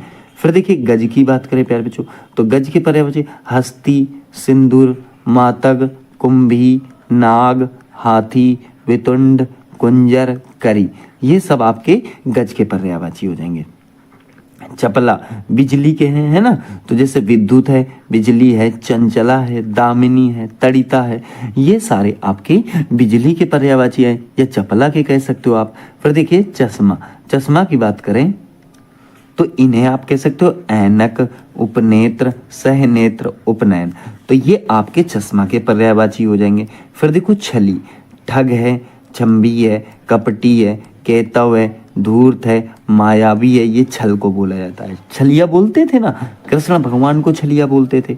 तो देखिए जमुना की बात करें तो देखिए सूर्य तनया, सूर्य सुता, कालिंदी, अर्कजा, कृष्णा, ये सब किसके? जमुना के हैं। ठीक है, फिर देखिए झकोर, हवा का झोंका, झटका, झोंक या बयार, तो ये प्यारे बच्चों आपके बहुत ही इंपॉर्टेंट है। आगे देखिए, आगे बात करते हैं हम। देखिए टीका, टीका के पर्यायवाची भाष्य, वृत्ति, विवृत्ति, व्याख्या और आपका भाषांतरण हो जाएगा। ठीक है, ठग की बात करें तो देखिए जालसाज बोलते हो आप, प्रवंचक बोलते हो, वंचक बोलते हो, और प्रतारक, प्रतारक पूछ लेता है एग्जाम में। ठीक है, चलो ठिठोली, हंसी ठिठोली वाला ठिठोली है। देखिए मजाक हो गया, उपहास हो गया, फबती है, व्यंग्य है, और व्यंग्योक्ति हो जाएगा। फिर देखिए डोर की बात करें प्यारे बच्चों तो देखिए डोरी, रज्जू, तात, रस्सी है, पगाहा है, तो ये बहुत इंपॉर्टेंट है, तंतु भी इसमें आ जाएगा। ढीठ, कहते नहीं ये बच्चा बहुत ही ज्यादा यार ढीठ है। ठीक है, तो धृष्ट हो गया, प्रगल्भ हो गया। ठीक है, प्रगल्भ बोलते हैं ना उसे, अवनीत, और एक आपका गुस्ताख। ठीक है, तलवार की बात करें अगर तो असी है, खड़ग है, सिरोही है, चंद्रहास है, कृपाण है, शमशीर है, करवाल, करौली, तेग, ये सब किसके पर्यायवाची हो जाएंगे? तलवार के हो जाएंगे। तालाब देखिए, तालाब देखिए प्यारे बच्चों, जलाशय है, सरोवर है, ताल है, सर है, तड़ाग है, जलधर है, सरसी है, पद्माकर और आपके पुष्कर। ठीक है। तोता देखिए बहुत इंपॉर्टेंट है, सुआ है, सुख है, दाड़िम प्रिय है, कीर है, सुग्गा है, रक्ततुंड है। देखिए बीच दाड़िम का एक अलंकार है जिसे भ्रांतिमान अलंकार बोलते हैं। तो वहां पर एक दोहा बहुत पूछा जाता है, बीच दाड़िम का समझकर भ्रांति से। ठीक है। तो वो सुख की ही बात की गई है, तोते की ही बात की गई है। ठीक है। उसमें चलिए दर्पण की अगर बताऊं तो शीशा है, आईना है, मुकुर है, आरसी है। ठीक है। फिर देखिए दास की बात करूं तो चाकर, नौकर, सेवक, परिचारक, परिचर, किंकर, गुलाम, अनुचर। ये बहुत ही इंपॉर्टेंट है। ठीक है। चलो देखिए दूध की बात करते हैं। दूध में अगर बताऊं तो एक तो पय है, दुग्ध है, स्तन्य है, क्षीर है, अमृत है। ये प्यारे बच्चों दूध के पर्यायवाची हो जाएंगे। फिर देवता आता है आपके पास, सूर हो जाएगा, आदित्य हो जाएगा, अमर हो जाएगा, देव हो जाएगा, वसु हो जाएगा। तो ये आपके प्यारे बच्चों देवता के पर्यायवाची हैं। दासी, दासी को बादी बोलते हैं, सेविका बोलते हैं, किकरी बोलते हैं, परिचारिका बोलते हैं। देखिए अगर नौकर की बात करें तो परिचारक, और जैसे नौकरानी की बात करें तो आप परिचारिका लगाओगे। ठीक है। चलो द्रौपदी की बात करें तो देखिए श्यामा बोलते थे, पांचाली बोलते थे, कृष्णा बोलते थे, सौरंद्री बोलते थे, याज्ञसेनी बोलते थे, द्रुपदसुता बोलते थे, नित्य यौवना बोलते थे। ठीक है। नित्य यौवना। तो इस प्रकार से आप यहाँ पर ध्यान रखेंगे। देखिए दुर्गा आ गया तो इसका सिंहवाहिनी हो गया, कालिका हो गया, अजा हो गया, भवानी हो गया, चंडिका हो गया, कल्याणी हो गया, सुभद्रा हो गया, चामुंडा हो गया। है द्वेष की बात करें प्यारे बच्चों, बैर है, शत्रुता है, दुश्मनी, खार, ईर्षा, जलन, डाह, मातरस। इस प्रकार से आप यहाँ पर पर्यायवाची समझ सकते हो। आगे देखिए प्यारे बच्चों, आगे पर्यायवाची यहाँ पर और दिए गए हैं। देखिए यहाँ पर आया आपका धनुष। क्या आया? धनुष। प्यारे बच्चों एक उससे लिए हैं हमने, ता था दादा ना पा का, मतलब कचट तप वर्ग के सब इंपॉर्टेंट हमने यहाँ पर आपको कराए हैं। धनुष का देखिए चाप है, धनु है, सरासन है, पिनाक है, कोदंड, कमान, विशिखासन। ठीक है।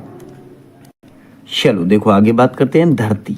धरती की बात करें तो धरा है, धरणी है, पृथ्वी, क्षिति, वसुधा, अवनी, मेदिनी। इसके बहुत इंपॉर्टेंट है, एग्जाम में देखने को मिल जाते हैं। नदी है प्यारे बच्चों, सरिता है, दरिया है, अपगा है, तटनी है, सलीला है, स्रोत स्विनी है, और कल्लोनिनी और प्रवाहिणी। प्रवाहिणी एग्जाम में बहुत पूछा गया है। ठीक है। चलो नमक को हम लवण बोल देते हैं, लोल बोल देते हैं, रामरस, रामरस देखो बोलते हैं, नोन भी बोल देते हैं। तो लोन और नोन नमक को बोलते हैं। नारी की बात करें, स्त्री है, महिला है, रमणी है, वनिता है, वामा है, अवला है, औरत। ये सब हम नारी के लिए बोलते हैं। फिर देखिए नरेश की बात करें तो नरेंद्र है, राजा है, नरपति है, भूपति है, भूपाल। ये सब किसके लिए बोलते हैं? नरेश को बोलते हैं। फिर नाग, सर्प है, विषधर है, भुजंग है, व्याल है, फड़ी है, फड़धर है, उरग है। तो ये वाली चीजें जो हैं आपकी किस में आती हैं? तो नाग के अंतर्गत आती हैं। फिर देखिए पति की बात करें तो पति स्वामी को कहते हैं, कांत को कहते हैं, भरतार होता है, बल्लभ होता है, भरता होता है, ईश होता है। ये प्यारे बच्चों आपके पति के पर्यायवाची है। ठीक है। फिर देखिए पत्नी की तो दुल्हीन, दुल्हीन शब्द किसके लिए यूज होता है? पत्नी के लिए यूज होता है। अर्धांगिनी, गृहिणी, त्रिया, दारा, जोरू। कहते नहीं ये आदमी तो जोरू का गुलाम है। गृह लक्ष्मी, सहधर्मिणी, सहचरी, जाया।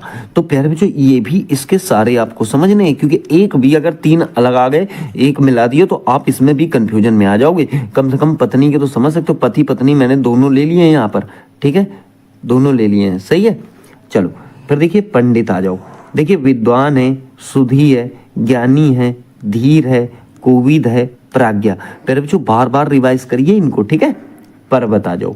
देखिए पहाड़ है, अचल है, शैल है, नग है, भूधर, मेरु, महीधर और आपका गिरी। ये सब किसके पर्यायवाची हैं? तो ये आप कहोगे सर ये सब पर्वत के पर्यायवाची हैं। ठीक है।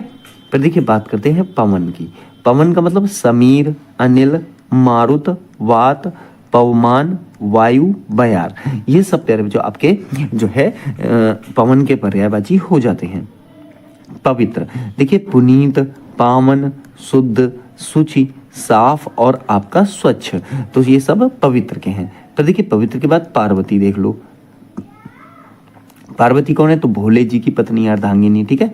तो भवानी, अंबिका, गौरी, अभया, गिरिजा, उमा, सती भी इन्हीं का ही प्रारूप है, पार्वती का ही, ठीक है। और आपका शिवप्रिया, तो यहाँ आपने ये समझ लिया।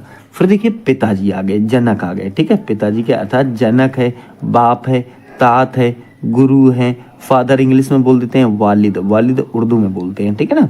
फिर देखिए पुत्र, तनय, पुत्र की बात करें, तनय, आत्मज, सुत, लड़का, बेटा, औरस, पूता।